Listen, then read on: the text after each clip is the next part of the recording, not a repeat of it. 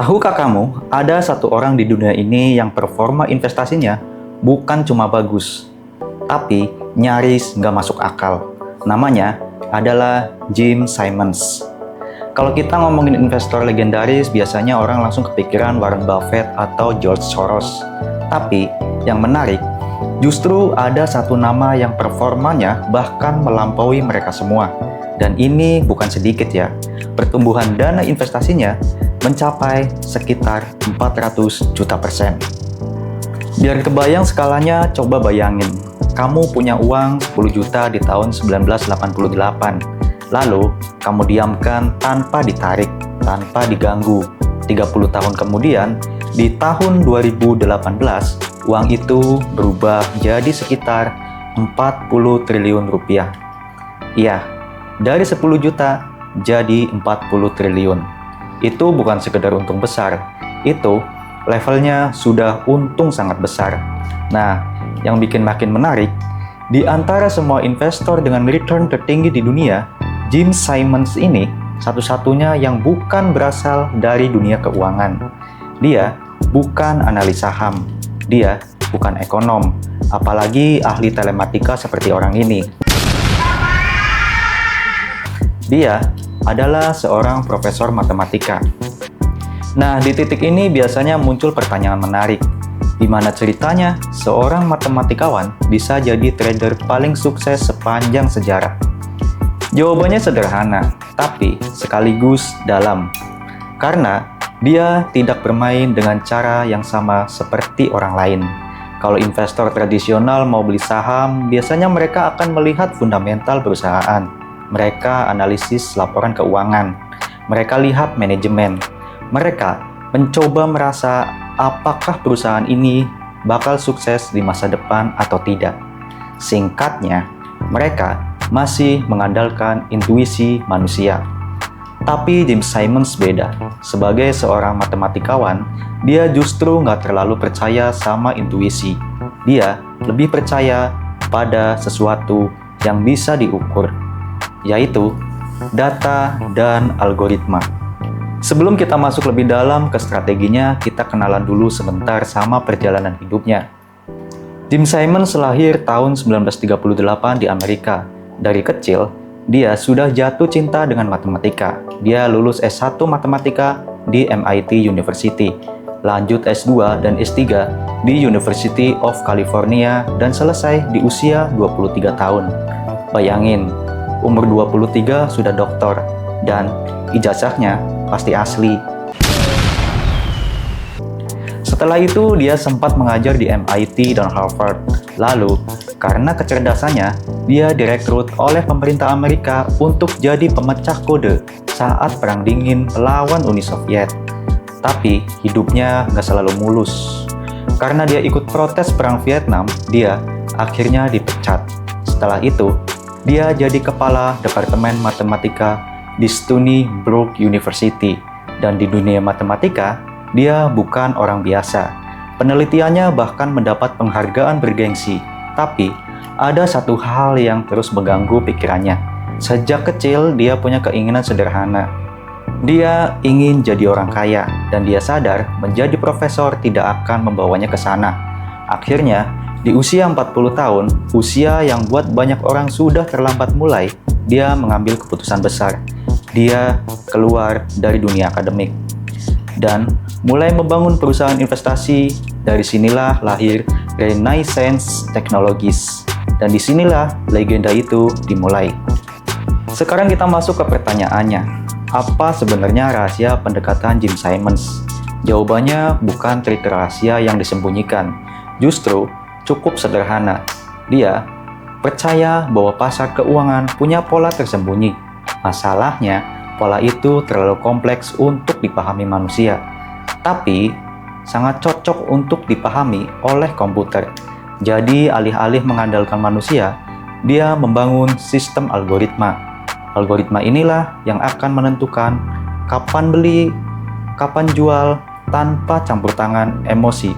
Dan cara dia menghasilkan uang juga cukup unik. Dia fokus ke trading jangka pendek. Kenapa? Karena kalau kamu melakukan transaksi dalam jumlah sangat banyak, Kamu tidak perlu selalu benar, cukup benar 51% saja, dan sisanya akan mengikuti. Tapi ini bukan ajakan untuk menjadi trader atau investor ya. Ini adalah gambaran cara yang dia pilih untuk mencapai tujuannya. Pendekatan ini dikenal sebagai quantitative trading, dan menariknya, konsep ini sebenarnya bukan rahasia. Banyak orang tahu, tapi yang membedakan Jim Simons adalah eksekusinya. Dia tidak membangun tim biasa, dia tidak merekrut analis Wall Street. Sebaliknya, dia justru merekrut matematikawan, fisikawan, dan ilmuwan komputer. Bahkan ada di antara mereka yang tidak tahu cara membaca laporan keuangan, dan itu disengaja. Karena dia tidak ingin ada bias manusia, dan ingin semuanya murni berbasis data. Langkah berikutnya, mereka mengumpulkan data dalam jumlah masif, data harga, data volume, dan berbagai instrumen keuangan lintas pasar, lintas waktu, semua dikumpulkan. Kemudian diuji secara statistik. Mereka tidak mencari pola besar, mereka mencari pola kecil tapi banyak. Karena seperti tadi, kalau benar 51% saja sudah cukup untuk menghasilkan profit. Setelah pola ditemukan, pola itu diubah menjadi algoritma, dan algoritma ini yang bekerja. Menariknya, Jim Simons ini sangat percaya pada sistem ini, bahkan ketika hasilnya terlihat aneh atau tidak masuk akal.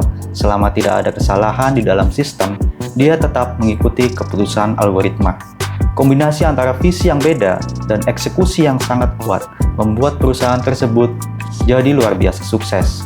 Produk terbaik mereka adalah Medallion Fund, dan sampai hari ini hampir tidak ada produk investasi lain yang bisa mendekati performanya selama 30 tahun. Dari 1988 sampai 2018, total pertumbuhannya mencapai sekitar 400 juta persen, dengan rata-rata return per tahun sekitar 66%. Sebagai perbandingan, perusahaan milik Warren Buffett, Berkshire Hathaway, rata-rata sekitar 20% per tahun. Artinya Medallion Fund hampir 3 kali lipat lebih tinggi, tapi yang lebih gila bukan cuma return-nya, melainkan konsistensinya. 1-2 tahun outperform mungkin keberuntungan, 5 tahun mungkin skill, tapi 30 tahun itu bukan kebetulan, itu sistem. Bahkan saat krisis seperti dot-com bubble tahun 2000 atau krisis finansial 2008, Medallion Fund tetap berhasil menghasilkan keuntungan yang sangat besar. Di tahun 2008, saat investor hancur, mereka justru mencetak return sekitar 152%.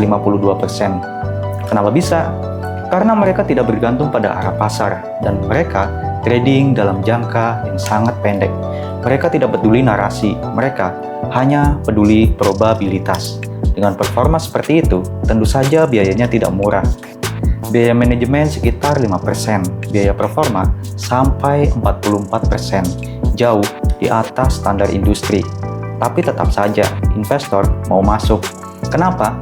Karena meskipun mahal, return bersihnya masih sangat tinggi.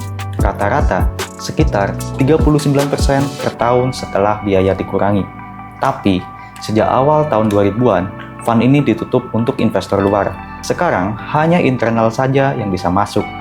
Tujuannya, agar tidak mengganggu pasar saat trading. Setelah puluhan tahun sukses, Jim Simons akhirnya pensiun di tahun 2018. Kekayaannya saat itu sekitar 20 miliar dolar.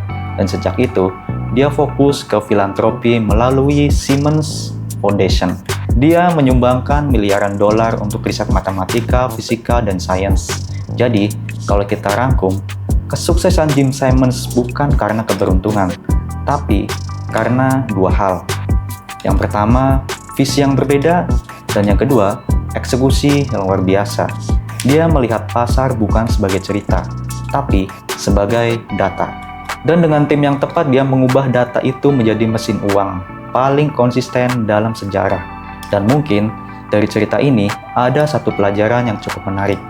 Kadang, cara terbaik untuk menang bukan jadi lebih pintar dari orang lain, tapi bermain dengan cara yang benar-benar berbeda. Segitu aja, makasih sudah menonton. Terima kasih.